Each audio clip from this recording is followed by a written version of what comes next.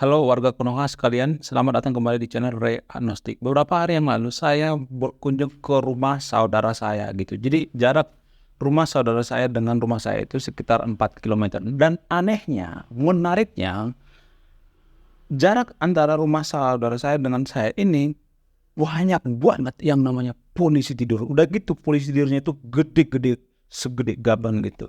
Jadi saya berpikir ya, bagaimana kalau di situ ada orang yang bonceng ibu hamil gitu. Apakah nggak lahir di tengah jalan gitu anaknya gitu. Brojor di tengah jalan gitu.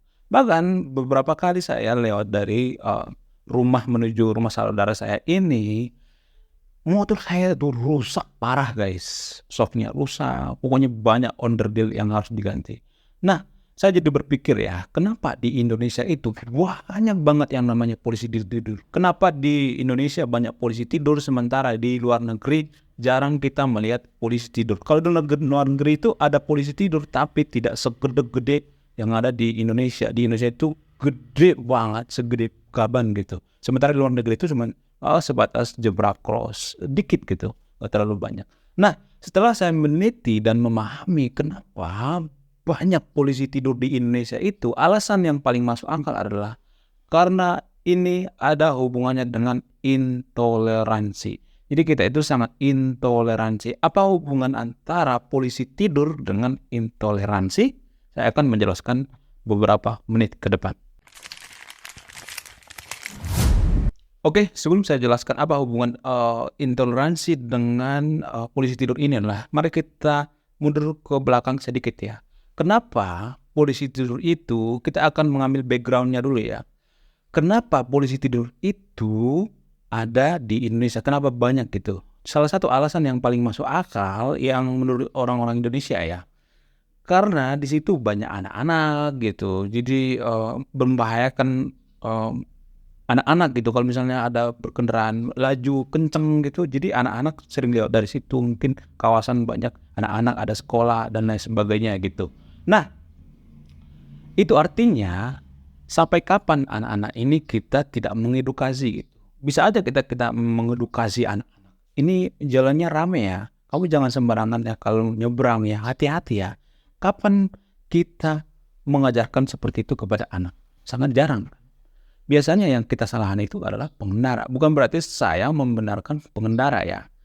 Kalau misalnya nih kita tanya lagi gitu, kenapa banyak polisi tidur situ? Ya ini semacam kemalasan kita berdialog antara pengendara dengan orang-orang dewasa yang tinggal di situ gitu. Jadi kita malas gitu berdialog kepada pengendara. Makanya ya bikin polisi tidur aja lah daripada nanti keceng-keceng gitu. Dan pengendara juga seperti itu, tidak mau tahu dengan kondisi lingkungan di situ. Jadi ini semacam ada gap gitu. Ada semacam intoleransi gitu. Kenapa saya mengatakan ini adalah intoleransi? Karena begini, kita tidak intoleransi terhadap ibu-ibu hamil yang lewat dari situ gitu, naik motor misalnya. Kita tidak intoleransi dengan pemotor yang motornya cepat rusak dari situ karena positurnya gede gitu. Kita tidak intoleransi terhadap air gitu, irigasi jalan. Bisa aja karena polisi tidur itu gede, kesumbat gara-gara polisi tidur itu dan air menggenang, jalan cepat rusak. Kita tidak memikirkan itu. Kita hanya memikirkan, malas ngomong sama pengendara gitu. Bisa aja kita berdialog dengan pengendara, ngomong gitu dengan pengendaranya. Pak, pelan-pelan, di sini banyak anak-anak. Kita juga bisa mengatakan kepada anak-anak, kamu kalau jalan dari sini, pelan-pelan ya, di sini banyak motor gitu. Bisa aja kita ngomong seperti itu kepada anak-anak. Kita bisa mengedukasi, tapi kan kita bodoh amat gitu. Kita malas membuka dialog gitu. Padahal dulu negara kita itu adalah negara yang mengedepankan musyawarah, mufakat gitu, berdialog. Tapi sekarang ini kita menjauhi atau membelakangi dan tidak mengedepankan yang namanya tabayun gitu, dialog gitu, bermusyawarah, mufakat gitu. Ya bodoh amat lah ngomong sama pengendara, nanti juga capek ngomongnya gitu, atau nanti juga ngeyel, atau nanti juga kita takut digebukin gitu. Jadi pikiran-pikiran semacam ini yang bikin banyak polisi tidur di Indonesia. Kita melakukan sesuatu hal itu ya harus berpikir secara rasional. Artinya apakah ini banyak baiknya apa buruknya gitu. Kalau saya melihat ya, polisi tidur yang segede-gede gaban itu yang ada di jalan itu menurut saya itu lebih banyak buruknya gitu daripada baiknya gitu. Iya, kalau anak-anak kecil kita biasakan nyebrang sembarangan, ya sampai gede juga seperti itu. Kapan kita mengedukasi anak kita gitu?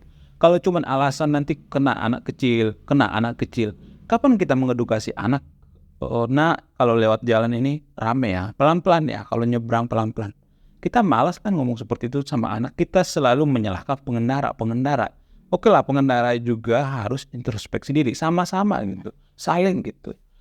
Jadi, kalau ini dibiarkan, motor cepat rusak gitu, duit kita bisa boncos gitu, keuangan kita juga boncos. Hanya masalah apa? Masalah sedikit gitu, masalah kita tidak mau berdialog, kita tidak dewasa dalam berkendara gitu, dalam menyeberang juga tidak ada kedewasaan. Ini bentuk daripada intoleransi kita terhadap pengendara. Polisi tidur itu bentuk daripada intoleransi kita terhadap pengendara. Oke, terima kasih sudah menyimak dalam video ini. Sebelum saya tutup video ini, akan memberikan salah satu pesan moral. Pesan moralnya adalah orang Indonesia zaman sekarang ini saya melihat itu sudah semakin barbar. Saya Rea Agnostik, salam rasional.